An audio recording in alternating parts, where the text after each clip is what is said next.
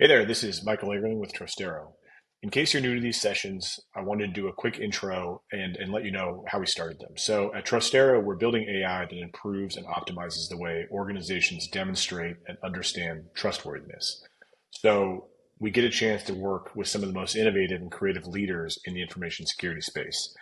And we thought it would be a good idea to start recording those conversations so that we can share them with you. And that's how this series was born. I hope you enjoy the show. We have Justin Dooley and Chris O'Shaven from Chassi. And Justin, why don't you start off by just introducing us, let us know who you are, what you do at Chassi, and how you came to kind of have this relationship with Trustero. Yeah, so I'm the president and CFO, and so I'm in charge of data security. My job is basically to make sure that the people that produce the product and deal with our customers don't have to do anything but those things. And so all that rolls up to me. I take care of that. Worked in high tech for about 35 years. For some people that remember back in the old days when we had on-premise software, I was at Siebel Systems, where I was a CFO that took it public. And that's where I learned the pain of big enterprise software, which is why I love what Chassi does so much. So I'm assuming we'll get into that a little bit, Michael, and talk about that and then how that relates to Trustero. But we decided to go with Trustero because of the evolution of the product and what they were using to move that service forward and where we see the future in compliance. Yeah, I'm going to actually have you tell us a little bit more about Chassi in a second. Let's have Chris, why don't you let us know who you are? And then actually, before you do that, I did fail to mention for everyone who's coming in right now, you can ask the team here questions, Chris and Justin, in two ways. You can drop them right into the chat, or you can use the question module, and feel free to just ask those questions whenever you like, and we'll just get them answered in real time. So, Chris, tell us who you are. Yeah, so I'm Chris. I'm the CISO of Chassi. I report under Justin. Justin brought me on Chassi about 2 years ago, and we've been building the compliance program here at Chassi, and it's been going great. I actually used to be, my background, I used to be an external auditor. So I did a lot of SOC audits and ISO assessments. I also worked in internal audit for quite a few years. I worked in security for many years. So I've been on both sides. I've been the external auditor, the internal auditor, the person preparing all the evidence for auditors, and a leader in the security space. So yeah, that's me. Awesome. Welcome. Thanks for joining us. So yeah, let's go back. And Justin, can you give us the elevator pitch on what Chassi does? Yeah, so any organization of reasonable size is going to end up with some significant software like an ERP, NetSuite, Workday, SAP, and Salesforce. And as useful as those are, with a large organization, it's very hard to see what's actually happening within the software. It's opaque. And so if you want to know, what happens when you have a lead and it goes through becoming an order, being fulfilled, to invoice, then cash collection, that's actually a very complicated process, often over different jurisdictions, and you've had acquisitions over the time. And so you don't know where the bottlenecks are. You don't know where you're dropping the ball and other things. And Chassi hooks in and uses machine learning to piece together that whole picture where you can drill into any order, see how fast it's moving through the system, what the statistics on that are, where things get hung up. So a good example that we run into all the time is somebody's done an integration where something's ready to invoice, but it doesn't get into the invoice queue, because the script only runs like once a week. Well, if you run it every day, you've just reduced your DSO by 3.5 days right there. And for large organizations, that's worth millions of dollars. And so we highlight all that stuff essentially instantaneously. And so as a CFO, I love this stuff. And so that's why I joined Chassi, and I'm so passionate about it. I'll be the guy who has to ask, what does DSO stand for? Oh, days sales outstanding. Got it. If you're a CFO, you know what that is and you care. So that's, when you send out an invoice, essentially, how long does it take for you to actually get paid? And that's your cash and your cash management. And with interest rates where they are now, everybody really cares a lot about that. And so a lot of our customers, that's like one of the first things we hit on and show them, you can do this, you can make this change, you can make this change today, and it starts to affect your results that month. So your first quarter, you're already seeing results and you see cash flow into your bank account, and that makes you happy, and that makes your boss and the board happy, and then you buy more chassis. And before we go too far, how do we contact you? What's the Chassi website? It's chassis.com. Chassi.com. Okay, cool. All right, well, let's get into it. Let's talk a little bit more about compliance and security. So we know a little bit more about Chassi now. Why is compliance and security important at Chassi? And yeah, so for any organization that we work with, we hook into their systems of record. And so we have access to their general ledger. And that's important. And obviously, you've got to make sure that you got data security. So anytime we're working with a prospect, they're going to ask about data security.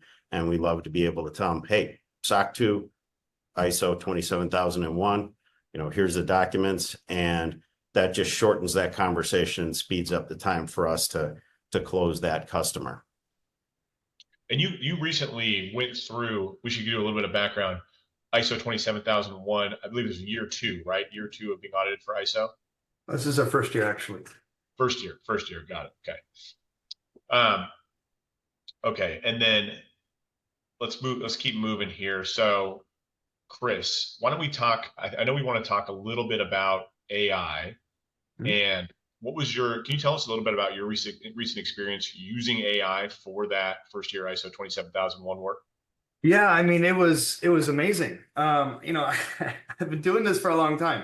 And when you're preparing, doing a gap assessment and preparing to comply with a new framework, there's a lot that has to be done. You have to really understand where you're at in your organization, what controls you already have, what you already fulfill, what you're missing. And then, then you need to be able to build the controls that you need to apply.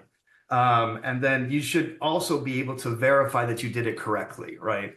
And so, a good compliance guru would tend to say, I could do a lot of the first few things. I could build the controls, I could implement systems and such. But the verification is something that is very tedious. And actually, there's a conflict there. If you're the one building it, how do you verify it appropriately? And so having that third-party AI to come in and verify what we've built was miraculous. It actually saved us so much time. It caught small little human errors. Human errors are the big ones. And it allowed us to build this compliance program essentially in record time. Like it was like 3 months. It was a mad dash. And we ended up with 0 nonconformities and a very clean report. Chris, I love hearing that from a professional that's been in this space as long as you have. What are some of the most significant savings in terms of costs that you encountered? So, if you don't mind, I want to get on my lecture podium. I love teaching. I would love to teach y'all a little bit about the economics of audits first, so you can really understand the foundations of why we have cost savings in this space, right? So first things first is a lot of these assessments and audit reports, right? SOC 2 is not a report, ISO is a certification assessment, right? But they all started with very early audit reports called SAS 70s back in the day. I won't give you a whole history lesson, but those all live in CPA firms essentially. So you need a CPA to sign those reports. Those transitioned and transcended into a lot of frameworks like ISO. But there is still a lot of them are majority on a majority basis are done by CPA firms. So those CPA firms are built on the foundation of staff, young individuals that are trying to get into the accounting field, right? But we have a problem now, actually. So when you're looking at staff as important resources for these auditors, right? and their main costs to do audits. Right now, there is a trend in the industry where people are not interested in being auditors as much anymore. In fact, there was recently an AI CPA trend report that noted from 2016 to 2021, there was a 33% drop in interested candidates for the CPA exam. And then they also had an annual report in 2022 for the AI CPA that also noted that they had the lowest amount of exam takers since the year 2006, from the year 2022. And it was a 7% drop from the previous year, which those are all indicators that people are less interested in being auditors. Yeah. So you have less experience, less interest in building the profession forward. So what does that do? It reduces the talent pool, and also it takes these audit partners and CPA firms and it makes their resources scarce so they can do less. And when they can do less and they have a lot of clients they have to service, their costs will go up, right? And so either you have to bear the brunt, or you could do something else like outsource to maybe some lower quality individuals or unknown resources, or outsource to different fields. Actually, when I was working in CPA firms, they even hired teachers to be auditors, which true story. So when you look at the economics of an audit, you have these staff that are doing these audits, and they have an hourly kind of fee, right? Like they cost this much. So let's say it's $300 an hour. The way that CPA firms charge you for engagements is they do it by control. So if you have a framework, you have 100 requirements, and let's say to fulfill those 100 requirements, you have 100 controls. The CPA firm says, okay, there's 100 here. We're at $300 an hour. We think it's going to take 20 minutes per control. So it's going to be $100 per control. We're going to charge you 10 grand. That's kind of the mindset. I mean, there's a lot more costs and fees and extra. I mean, it's always extra stuff, right? But that's the foundation of your costs, right? And so, when they get resource scarcity, that per control cost goes up, and it's going to keep increasing as we go.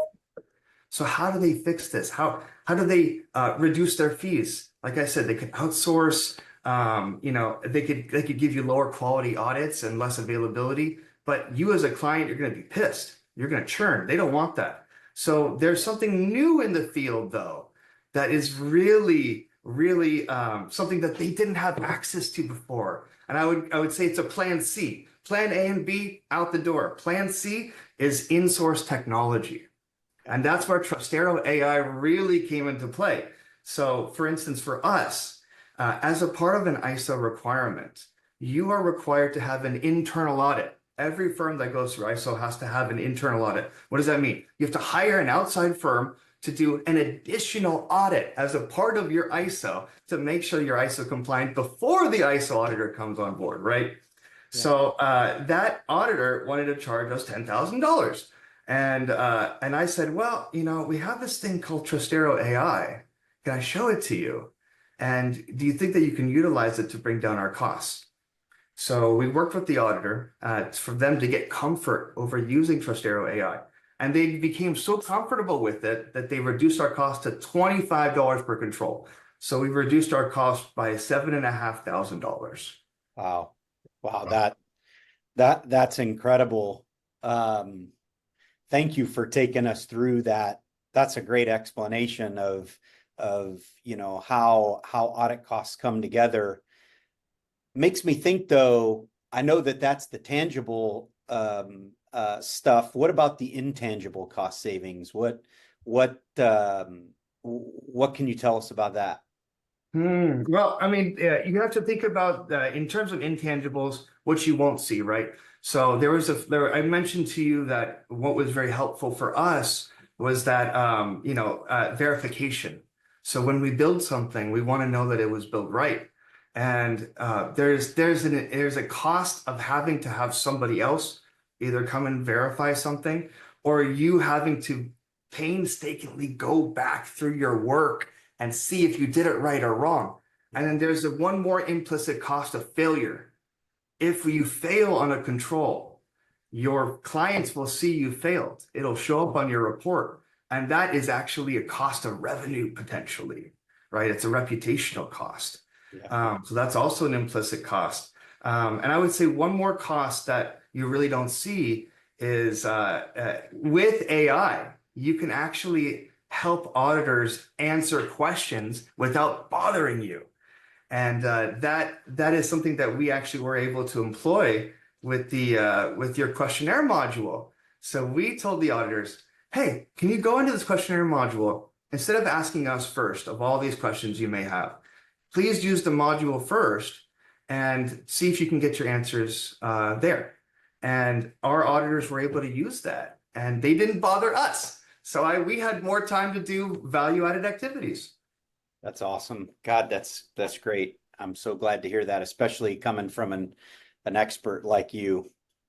If you want some more intangibles, I could give those to you from my perspective. Yeah, please do. Yeah, let's go. Absolutely. So, you care a lot about how the sales cycle, like for Chassi when we're selling, and when we have a prospect and it comes to, we got to clear their data security with their InfoSec team. And, that sometimes that takes 3 weeks, sometimes it takes 6 weeks.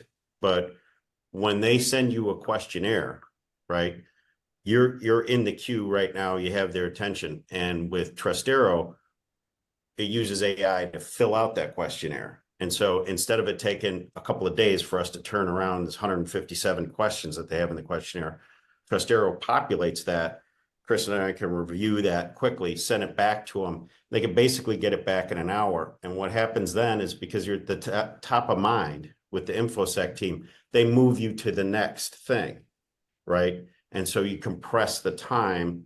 That helps move your sales cycle along. And so from the standpoint of closing deals, we aren't just not preventing them from happening because we get through the thing, but we get through much quicker. And from the revenue side of the house, and obviously the CEO and everything, that's a big deal. So like now, Chris is real famous with our CEO because he's like, hey, this stuff used to be a problem and now it's not. Right. That's great. Yeah. So the intangible is not only the faster sales cycle, but Chris has a good reputation internally. Yeah, that's awesome. I'll tell you one more, and I forgot one. I think is actually the most important. When you have ISO assessors, right? So our actual external ISO assessors, this is not the internal audit we had to do. This is the separate one, right? So they came in to look at all our stuff.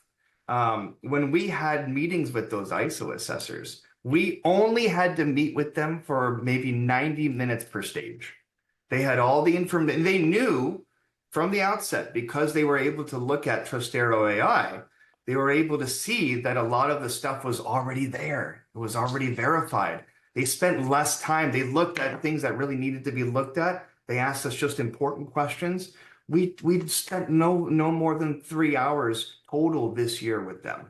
And that's a big deal, because if you think about when you are stressed out about meeting auditors, you have to meet with them every day for 2 weeks for hours a day. You can remove some of that stress when you have this additional AI component. Go ahead, Justin.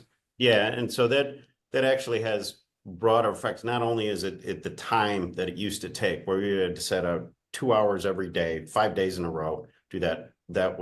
It's all set aside.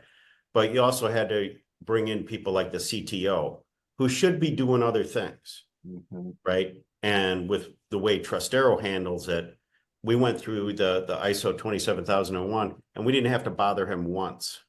Wow. And that again, we're adding value back to the company by doing that. So it's harder to quantify, but it both, he's more productive. And then the other thing is that all the time there's conflict within the organization. You want to access to these high value people like the CTO. But if you use their time very well when you do ask for it, it's easier to get their time. So again, Chris gets to be the hero. The CTO thinks he's a genius because, as he said, Trustero using the LLM to help answer these questionnaires. He's like, that's the best use of an LLM I've ever seen. Right? So now he's like happy to talk to Chris about things when normally the rest of his career he'd like hide. No, my door's locked. You can't come in. I got things to do. Yeah. So that's an additional benefit from that. True. Yeah, that's awesome. This is going great. I want to go back. I think that it's probably worth talking about, like just kind of going over this carefully. And Chris, this is a question for you. Can you just give us a little bit of the play-by-play from a high level of what you were actually? We've talked a lot about questionnaires, but go backwards a little bit and how you used AI in your audit. Like, what were the actual things you were doing, and how you were using Trustero? What did that mean? You're talking about during the preparation for the assessment? Yeah. Sorry, during prep for Yeah. Yeah, I mean, for me, it was there's a couple of things, right? We used a lot of the receptors for Trustero to pull in information, right? And one cool thing about using Trustero AI plus the receptors is that as audit evidence would come in, we had set up that connection. It would scan that evidence that was coming in and would tell us if there were any issues. And that gave us peace of mind throughout the whole process. We were like, okay, we don't have to worry as much about those. Let's put our attention somewhere else. So that was really helpful. That combination of the receptors plus the scan, the audit scans. Also, little side tangent, but ISO requires a lot of vendor assessments, vendor risk assessments, and understanding your vendor risks. And we actually used Trustero's SOC 2 report scan a lot to take a look at our vendor SOC reports and understand if there were issues. We had to evaluate hundreds of vendors. So this really helped us kind of pinpoint where we wanted to look there. That was really helpful too. And then, like I told you before, validation. So when we would build things, we would build controls, we would set up receptors, we would put evidence in. We wanted to know that it was appropriate, as we were building it, so that we could have a peace of mind, breathe on those things and move on to something else. And that's where the AI really helped us. Chris, sorry to put you on the spot here. I'm gonna ask a question that I don't think we talked about previously. How were you able to lean on the accuracy of Trustero's AI? Lean on the accuracy, meaning in terms of like the audit, how the auditors interacted with it? Yeah, that and the information you got back from AI, Trustero's AI specifically. Tell me about, because you were testing us the entire time. So tell us about, the value you got back from an accuracy standpoint. So, I've been an auditor for many years. I was really ingrained in that field. I was both a leader of auditors and an auditor. And I was an internal auditor as well, which is, that's a whole different ballgame there. And so what I had to do to get comfortable was I had to do reliance tests, they call them. So I took a look at the evidence for a number of controls that I knew what the expected results should be. And then I did my own analysis, my own testing. And then I also looked at what Trustero created. And I compared them side by side. And I have a very strong opinion that I'm a great auditor and writer. And I always think that I'm better than an AI robot. But this was pretty good. And I felt so comfortable with it that I actually put it in front of our internal auditor. And I have a great story about him. So, the week that he was supposed to start our internal audit, he broke his hand playing basketball, actually. And so he couldn't start. He was hamstrung. And so we were worried. We were like, we need to get this thing done. We were really expecting you to do this. And, but through the use of AI, actually, one of the things that these auditors have to do when they're looking at controls, there's three components usually. One is you're going to look at your policies, making sure you have policies that are appropriate. Two is making sure that all the evidence is there. And three is that the evidence is appropriate to the control, right? He was able to cover number 1 and 2 with the Trustero AI because it wrote all that stuff for him. He was like, "Oh, this is pretty good. I don't really need to do too much to this." And so he actually had to type less because he had the AI output. Of course, he reviewed the work, right? He reviewed it, made sure it was to his standards. But he was able to leverage that. And actually, with a broken hand, he finished the audit in record timing, Wow, which was great, which was really cool. It's a great story. that's awesome. That was his flu game. If anybody gets that reference. Yes, flu game. That's exactly right. Michael Jordan flu game. That's right. The IV was AI. Yeah.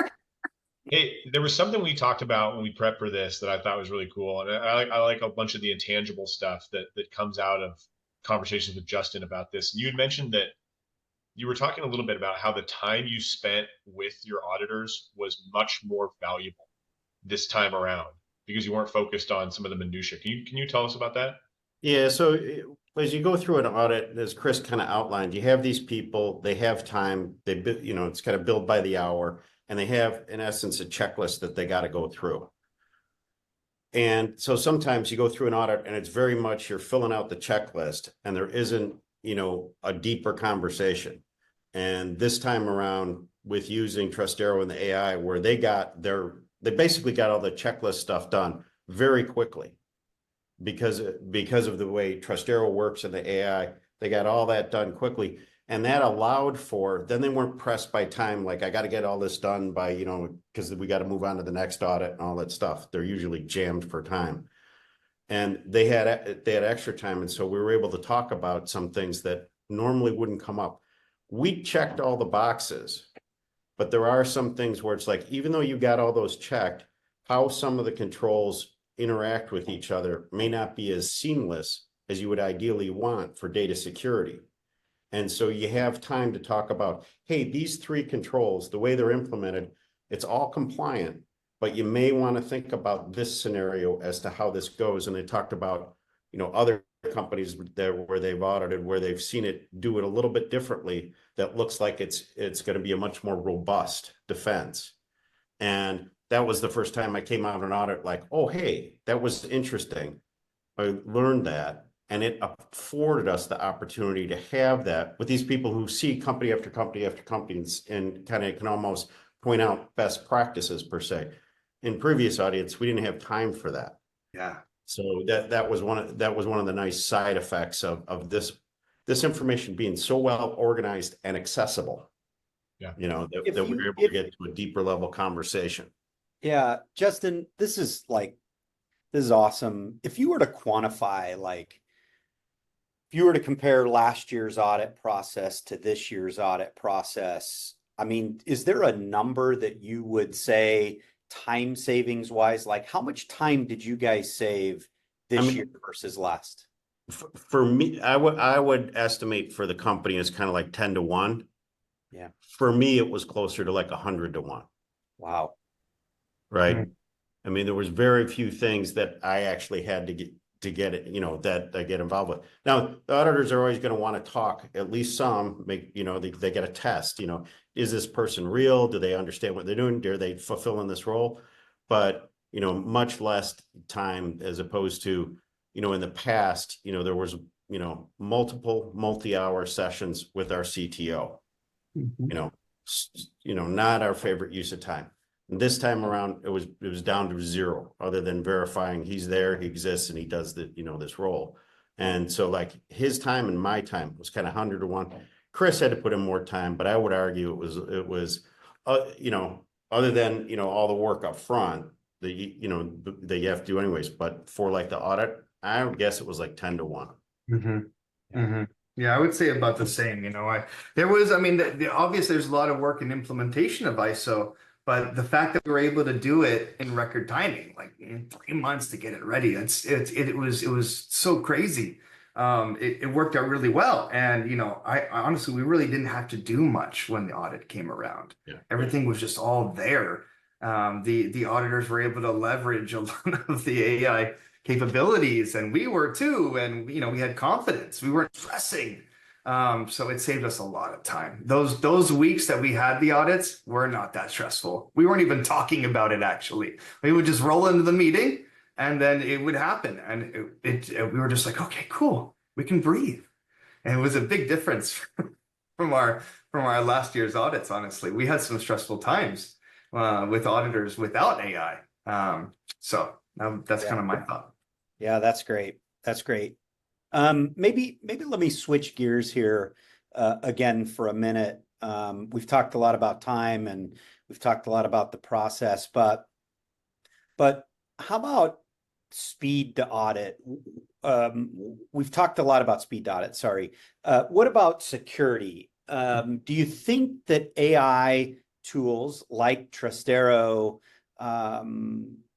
make a material impact on your security effort, the total security effort for you and Chassi?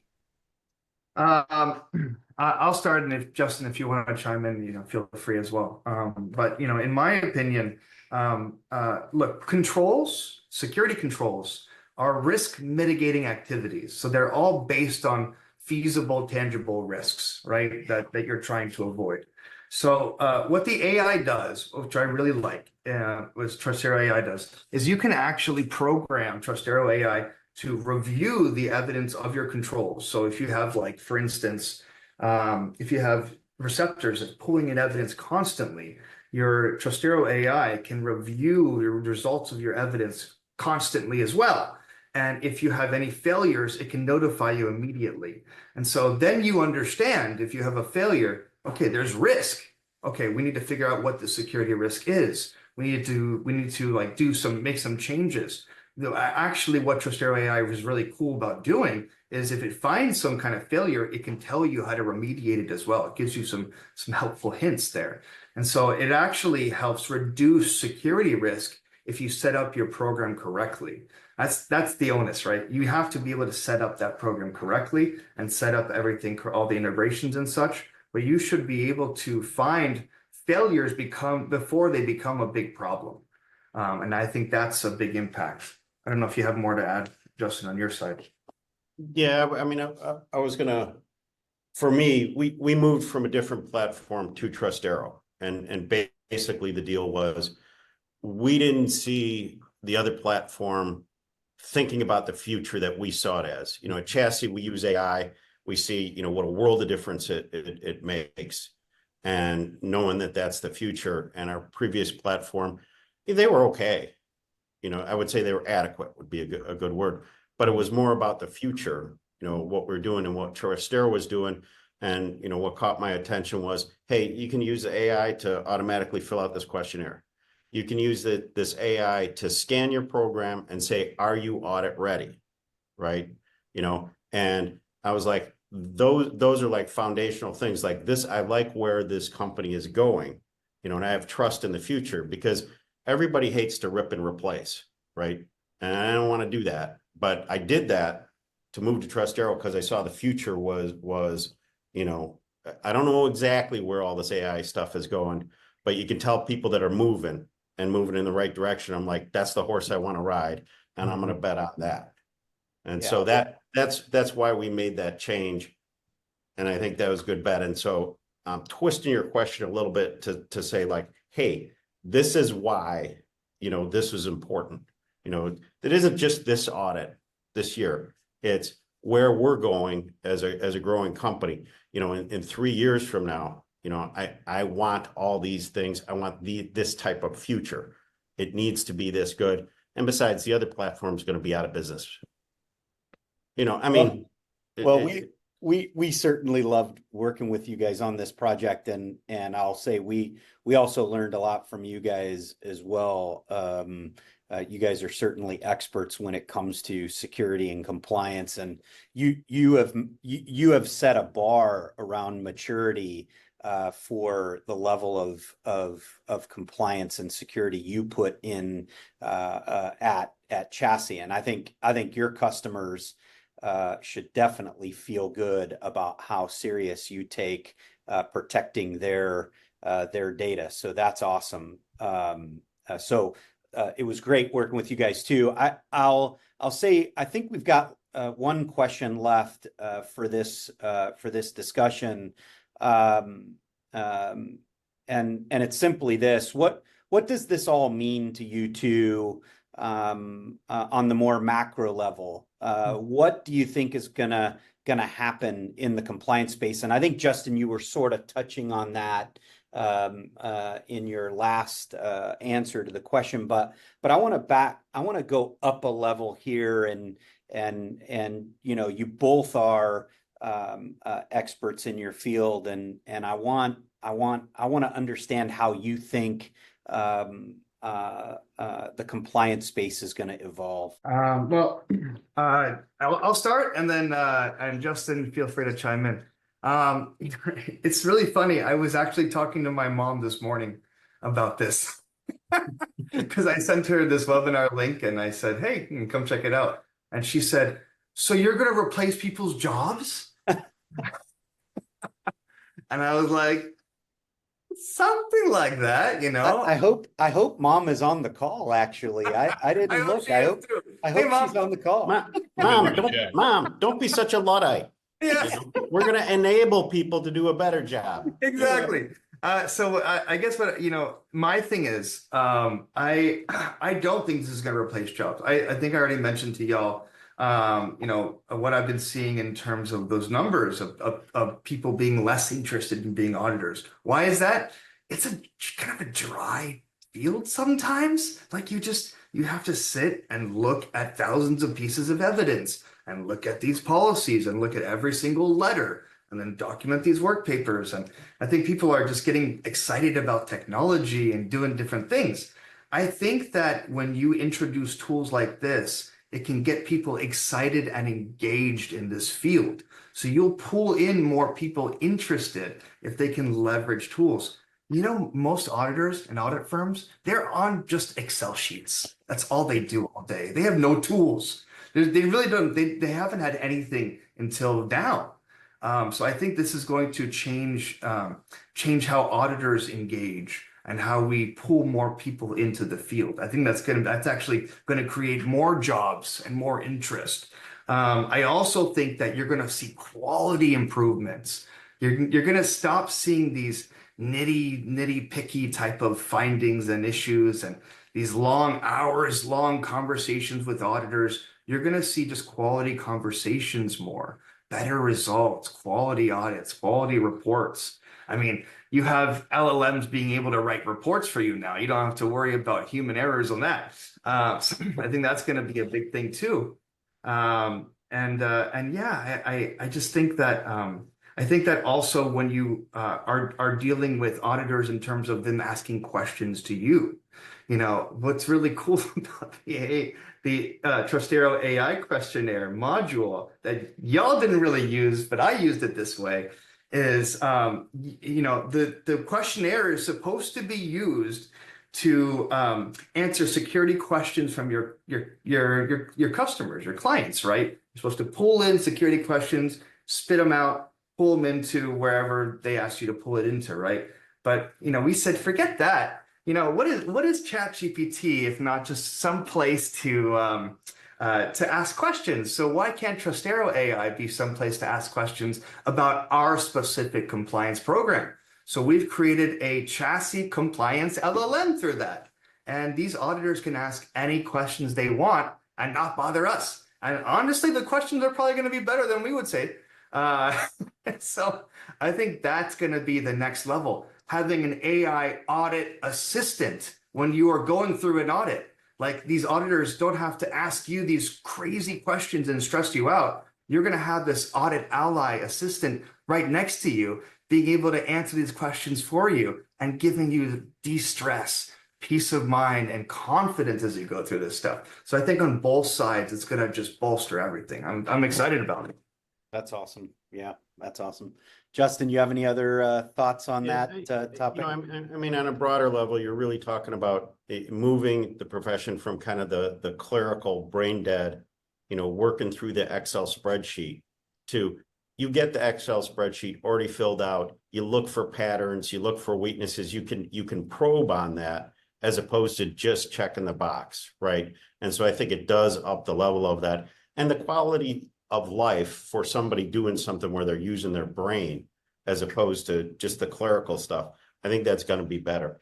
And, you know, the people that are going to lose their jobs are going to be the people that stay in the clerical world. I think the people that pick up the skills to use, you know, AI and technology like this, same as it ever was in the past. It's not necessarily different because it's AI. You know, it's a new technology coming through, and either get on board or get out of the way. Yeah, that's awesome. That's awesome. Yeah. Michael, I think that's my questions. Yeah, we're right about at time. And so just to wrap up, just really appreciate you guys being so thoughtful about this and thinking about this stuff ahead of time and taking the time to take 45 minutes with us. I know you're both very, very busy. So just really appreciate the rigor that you guys put into this session. And we really appreciate having partners like you. For everybody on the line and who's watching the recording, we're going to send out an email version of this later today or first thing tomorrow morning. Keep an eye out for that. If you want to connect with Justin and Chris, connect with them on LinkedIn, and you'll have a couple of special offers from us as well as some information for how to connect with Chassi, if you like what you heard from these guys in the beginning of the session. So thanks everybody for joining. Thank you, Scott. Thank you, Justin. Thank you, Chris. Everybody have a great Tuesday. Thanks. Thanks, Michael. Thanks, guys. Thanks, everybody.